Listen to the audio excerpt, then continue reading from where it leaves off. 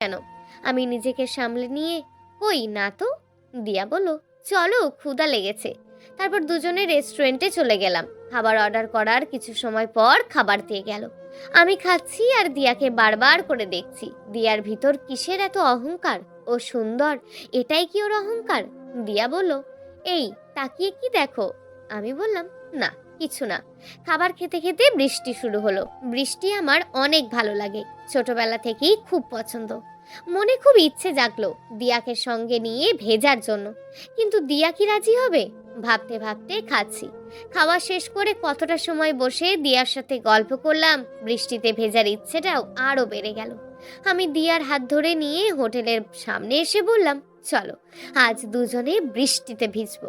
দিয়া আমার হাত থেকে টান দিয়ে ওর হাতটা সরিয়ে নিয়ে বলল, তুমি কি পাগল হয়েছো নাকি? এত টাকা খরচ করে আমি মেকআপ করে এসেছি বৃষ্টিতে ভেজার জন্য? যত সব উদ্ভট কথাবার্তা বলো তুমি সিয়াম।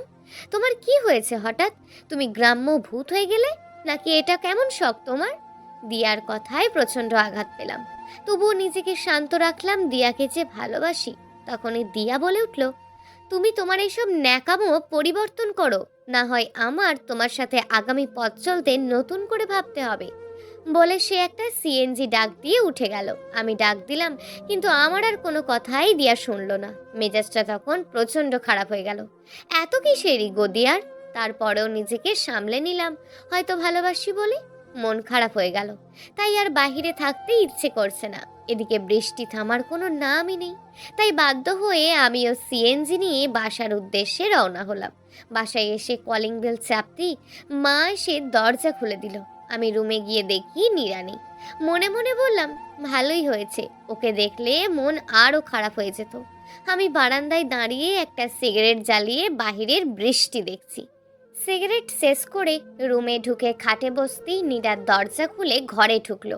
ওকে দেখে আমার প্রচন্ড রাগ হওয়ার কথা, কিন্তু ওর দিকে ভালো করে তাকিয়ে দেখলাম পুরো শরীর ভেজা। কেমন করে যেন রাগটা কমে গেল।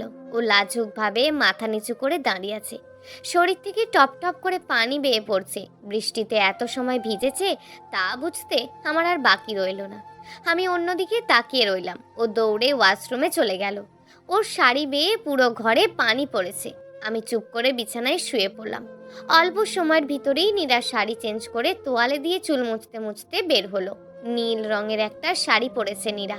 নীল রং আমার সবচেয়ে পছন্দের রং হবার কারণে চোখ আটকে গেল নীরার দিকে।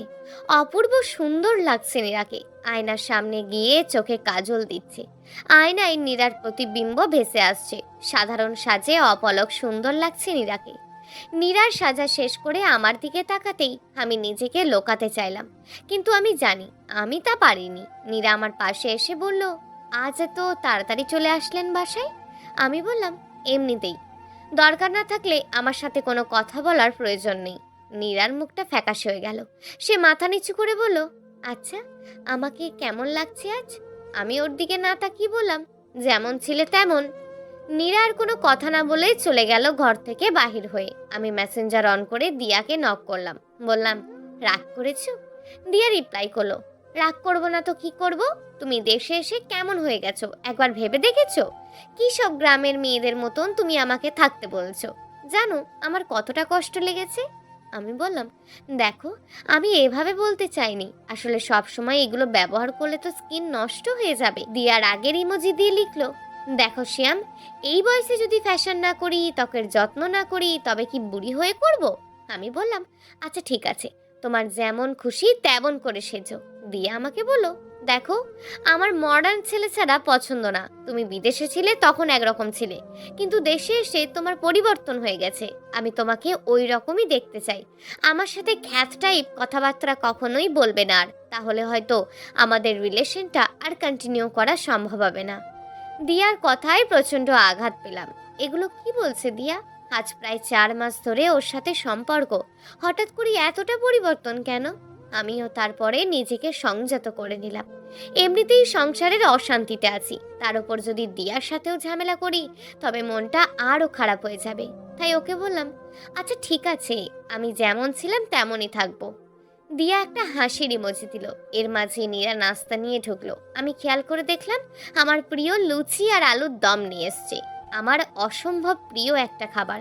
এই বৃষ্টির দিনে এমন নাস্তা মানেই জিভে জল চলে আসলো। নীরা নাস্তাগুলো এগিয়ে দিল। আমি কোনো কথা না বলে খেতে শুরু করলাম।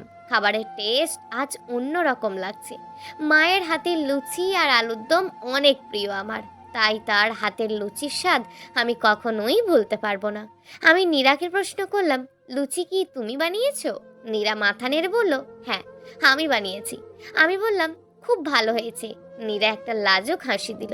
আমি বললাম, এটা আমার খুবই প্রিয় একটা খাবার। নীরা মাথা নেড়ে বলল, জানি। কে বলেছে? আপনার ভাইয়ের জন্য যখন বানাতাম তখন সে খেতে খেতে বলতো আপনার খুব পছন্দের খাবার লুচি। এর জন্য নাকি ছোটবেলায় দুই ভাই অনেক ঝগড়াও করতেন। সেই মানুষটা আপনাকে অসম্ভব ভালোবাসতো। বলতে বলতে দেখলাম নীরার চোখের কোণে পানি চলে এসছে। নীরার চোখের পানি লুকাতে হয়তো দৌড়ে চলে গেল বারান্দায়। পুরনো দিনগুলির কথা মনে পড়ে গেল। দুই ভাই কতই না মজা করতাম। দুজনের সব কিছু একই রকম লাগতো। জামা কাপড়, খাবার সবকিছু দুই ভাইয়ের একই রকম থাকতো ছোটবেলা থেকে। নীরার মন খারাপ হয়ে গেছে হয়তো ভাইয়ার স্মৃতি মনে পড়াতে। ভাবতে ভাবতে কেন জানি বারান্দায় নীরার পাশে দাঁড়াতে খুব ইচ্ছে করলো।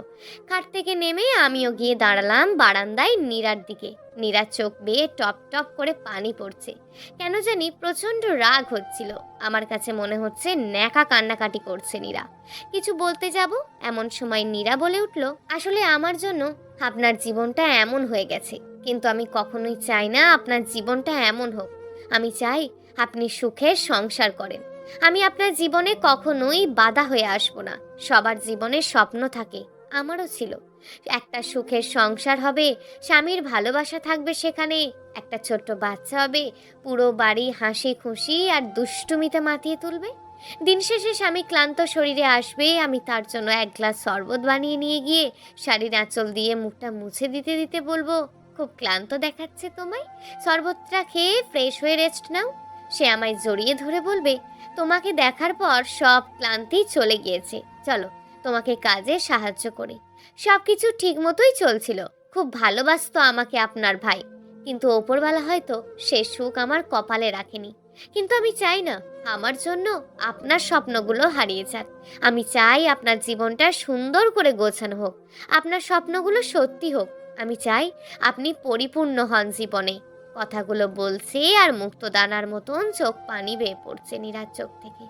আমি আর কিছু না বলে সিগারেট শেষ করে চলে আসলাম রুমের ভিতর। বিছানায় শুয়ে পড়লাম। নীরা তখনও বারান্দায় দাঁড়িয়ে কান্না করেই চলেছে। আমার কাছে ভালো লাগছে না কোনো কিছুই। খারাপ লাগছে নীরার জন্য। ওর তো কোনো দোষ নেই।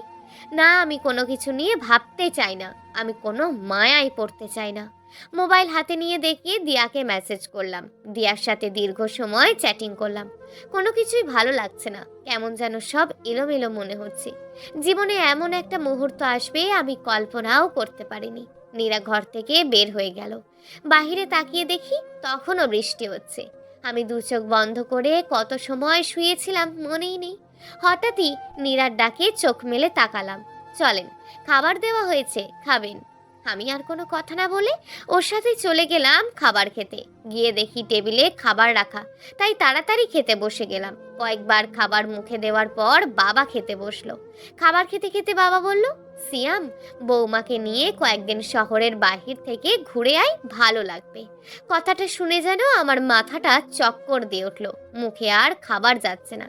মনে হচ্ছে এক্ষুনি খাবারের প্লেটটা ছুঁড়ে ফেলে দিই। ব্যাপারটা হয়তো নীরা বুঝতে পেরেছিল, তাই বাবাকে বলল, না বাবা, আমার শরীরটা ভালো না, আমি এখন কোথাও যেতে পারবো না। আর উনি আছে আর কিছুদিন তো দেশে, তাই এখানেই সবার সাথে থাকুক। নীরার কথা শুনে বাবার কিছু বললেন না। আমি মনে মনে বড্ড বেঁচে গেলাম। বাবার উপর যতই রাগ হোক না কেন, শ্রদ্ধার কারণে বাবার মুখের ওপর তো কোনো কিছু বলার সাহস তো আমার মধ্যে নেই। আমিও আর কোনো কথা না বলে খাওয়া শেষ করে রুমে চলে আসলাম।